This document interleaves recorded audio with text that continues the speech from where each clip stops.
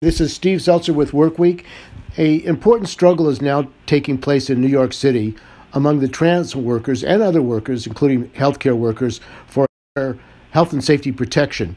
And joining us is John Ferretti, who is a worker at TA and a member of TW100, which represents the transit workers. And he has been fighting for health and safety on the job. Welcome to Workweek, John. Hi, thank you for having me.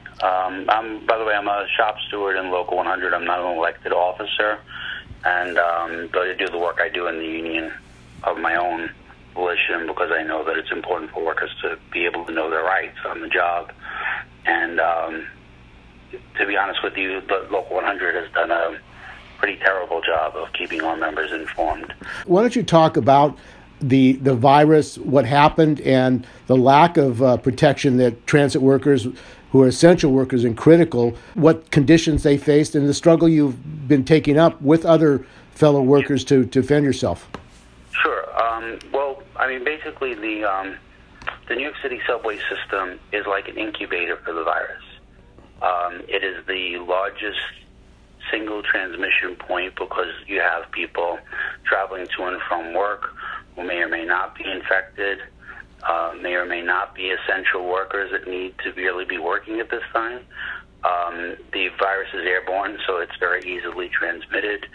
Also, the train operators, the conductors, the bus operators, the station agents, the cleaners, often in their work locations, they get recycled air, which means that they're breathing the same air that the customers are breathing, and there's nothing to separate the air that they get from the customers.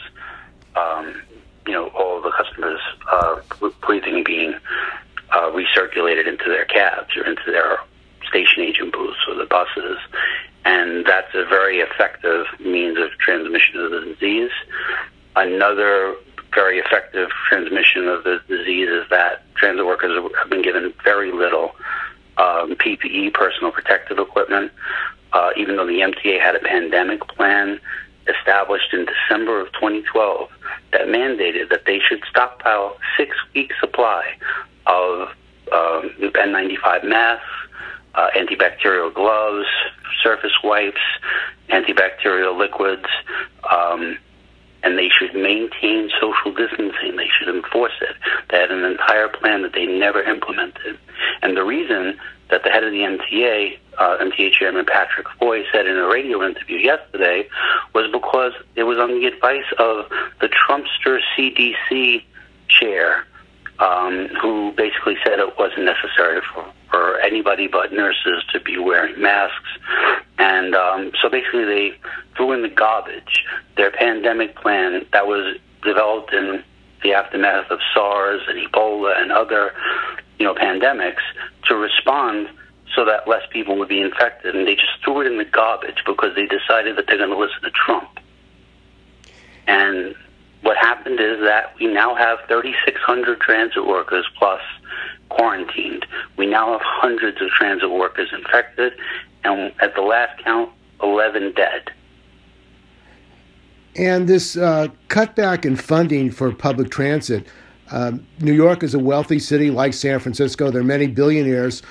Why haven't they forced them to pay for proper funding of the MTA and protection of the workers?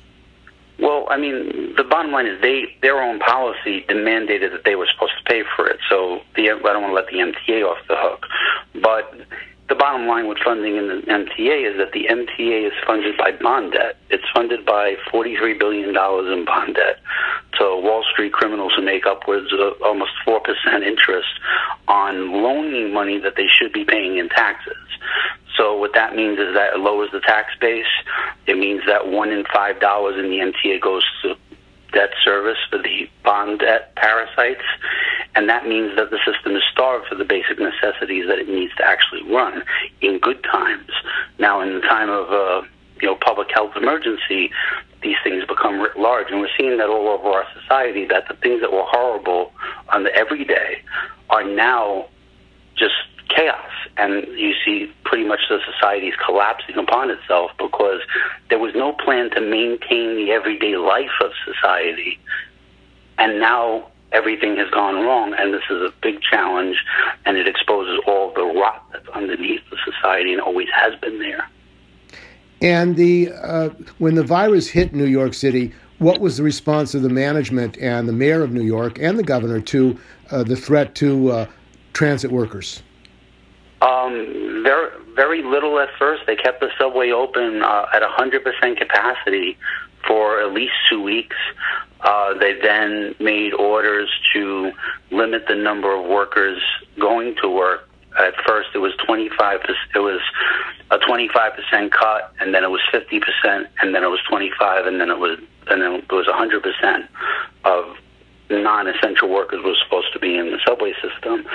But in terms of the gloves, they basically poo-pooed the concerns of transit workers and said that it wouldn't help them protect themselves from the virus. Which, if you look at scientific evidence, if you look at the countries that have responded best to this virus, to this pandemic, they have a culture of mask wearing and of social distancing that was actually enforced. Now, there's all sorts of bad things about what certain countries did, but there's no doubt that it is a major way to prevent transmission of the disease. They didn't provide antibacterial liquids and wipes, and when people demanded them, they basically told them that it's their job to clean their own cabs. You need to bring your own equipment and clean your own facility, clean your own bus operator cabin, clean your own train operator cab. That's on you. If you want it clean, you clean it. That was their attitude. And what was the response of the union? The union leadership has basically been... What they did was they put out statements with the logo, TW Local 100, that were nothing but management speak, were nothing but management's lies. They've been pretty much in the witness protection program, but I'm talking about the top leadership. I'm not talking about hardworking trade union elected officers at the lower levels, at the departmental level. I'm talking about Tony Utano. I'm talking about the executive board. They've been missing in action. They also, for example, the pandemic report policy that I told you about, it's been in effect since December of 2012, and not one of them knew what it was. Not one of them knew it even existed. They couldn't do a Google search to put in the word pandemic to figure it out, to demand, because if they had done that at the beginning, they could have demanded all of this PPE. They could have demanded masks. They could have demanded that crew rooms not be packed to overloading with people sitting on top of each other, breathing recycled air, getting each other sick. And not to mention in the transmission of the disease, having hundreds of workers or many dozens of them packed into a crew room is a recipe for disaster. If anything happens, they could trample each other. And many of our crew quarters are very stuffed and cramped and only have one entrance and one exit, which is just, by anybody's sense, is just insanity. And what happened when members started to get infected and started to get sick? Well, there's been a massive sick out. It has not, nobody's organized it, but members have just, requested quarantine, said truthfully that they were in contact with somebody who had symptoms or somebody who tested positive for the disease. And as the word got out as to what their rights were by state law and also, as now there's a federal law that's been passed, we've been getting information out to workers, and workers have been utilizing that to defend themselves because they tried to shut down work on the job. They tried to use the safety dispute resolution process that we had, and they were kind of stonewalled. And also, fighting it on the job meant more chance of them being infected if they weren't already. And so, basically, the people calling in sick, the massive number of people calling in sick right now, in effect, it's like a sit-down strike. They are bringing the wheels of the transit system to a halt, and the transit system will collapse. It's just a matter of time. It's not because anybody's organizing any coercive activity or the union is organizing. It's just a fact that you cannot run a transit system without the number of transit workers that it needs to run. And this wasn't necessary. We put out a plan. You can check out our website, Local 100 Fight Back Coalition. We put out an emergency plan that even if you didn't want to shut the subways, there is a way to do what needs to be done. You house emergency workers in hotels that are not occupied. You demand that they be held there, be able to stay there for free. You demand that transportation is provided by the emergency employers. And you limit the subway only to emergency personnel. Only those who have a letter from their employer says that they are essential and that they cannot be they can't be home. In other words, they're provide essential services. There's a way to really do that. But they would also have to provide homeless services. They would also have to provide services to those who don't have anywhere to go. So obviously we need society-wide solutions for these problems. But the bottom line is that de Blasio and Cuomo, who preen and prattle about how much they care about human life, couldn't care less about coming up with societal solutions. They're just looking to take credit for, weathering the storm and being effective managers and all that kind of stuff. And they care more about their own political careers than they care about human life. And don't let them tell you any different. And Governor Cuomo has been on the TV, I think, every day with his updates. I don't think that the word transit workers or UPS workers or the essential workers and their protection has even come up at any of his press conferences. Are you aware of it even coming up at his press conferences? Not really, except to say that we are essential workers and that, we can't shut the subways down because emergency services need to get where they're going, and it would make it worse, is the only thing he said. He never said much of anything regarding our personal protection.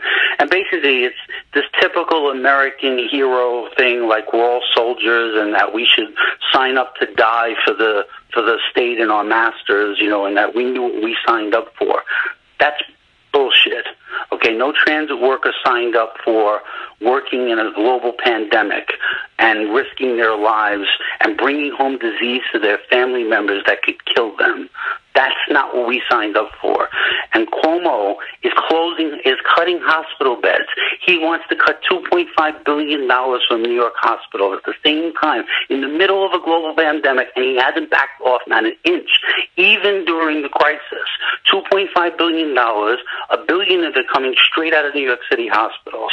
And what are they going to cut? They're going to cut home attendant care. They're going to cut hospital beds. And he is responsible. Cuomo is directly responsible for over 20,000 hospital beds being cut in the last number of decades. And why are they cutting hospital beds? Because the hospital corporations who give him over $1 million a year in campaign contributions want to close hospitals so they can build urgent cares, because they make more money on urgent cares and they don't want to provide services to indigent people, to people who can't afford to pay for it.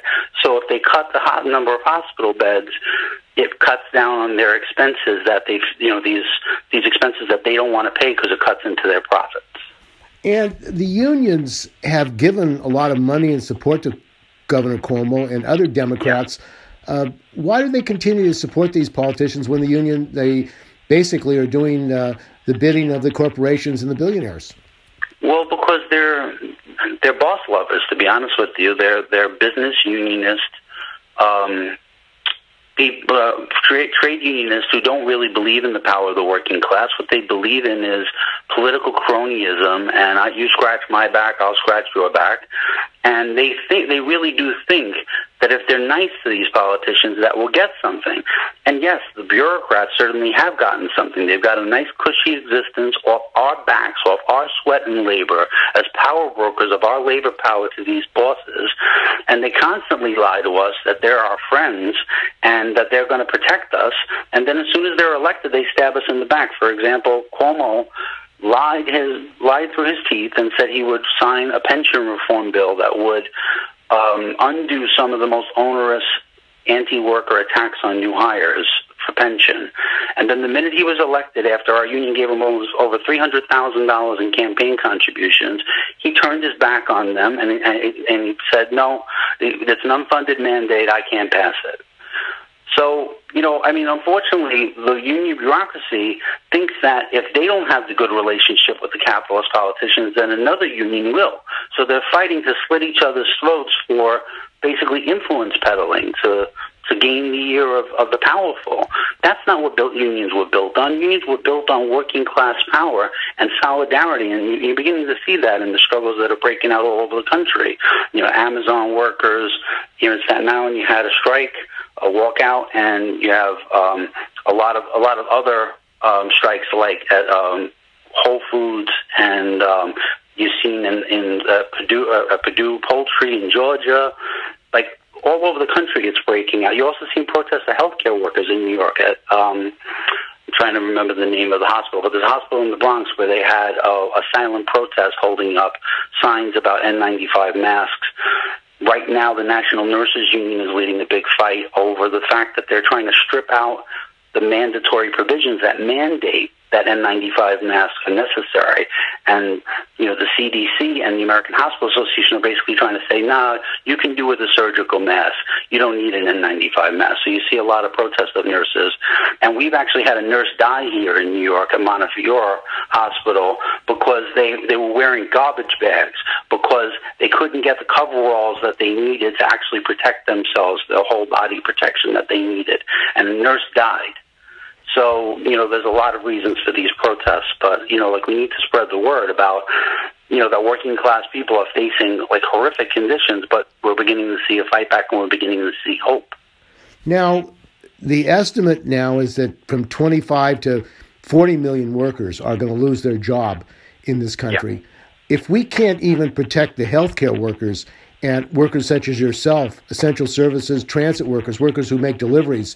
And I interviewed a UPS worker in New York where they were not getting masks, they were not getting gloves. How is society going to go forward without any kind of organization, independent organization of the working class? Well, you mean outside of the unions? You mean? Well, I mean, at this point, you have a breakdown of the whole system. Millions of people are being thrown out of work. Workers are not being protected who provide essential services, such as yourself. Yet people have to survive. People have to live. They have to eat. There has to be a way that the working class can survive in this country. Is it going to survive under the present system? I don't think there's much of a future for the working class under capitalism. To be honest with you, I'm a Trotskyist. I'm a revolutionary socialist, and I think that when Trotsky talked about socialism or barbarism, I mean it's very, it's being kind of large right now. Look, there's either the working class going to find its voice, and we're going to begin to see more militancy and more action by the working class itself to enforce safety and to defend our rights and defend our communities, or you're going to see the rise of right-wing populism. Because when you have the kind of anxiety you have in society right now, the kind of social disorder you have in society, it's a fertile breeding ground for worse than Trump. And I know that's a scary thought, but we have to have our eyes open as to what, if we don't come up with the solutions, they will. And is there any effort to organize a united front of workers from many different industries coming together against these attacks and for the defense of the working class in New York or around the country? TWU is a national union. ATU is a national union. What efforts are being made to unite all transportation workers to take up this fight back? Well, I mean, Local 100 Fight Back is an attempt to do so, is to build a united front within our own union, and we do have members who support Local 100 Fight Back that are part of ATU, and we have tons of people reaching out to us trying to network. Like we have, Chicago transit workers are currently going through some similar situations.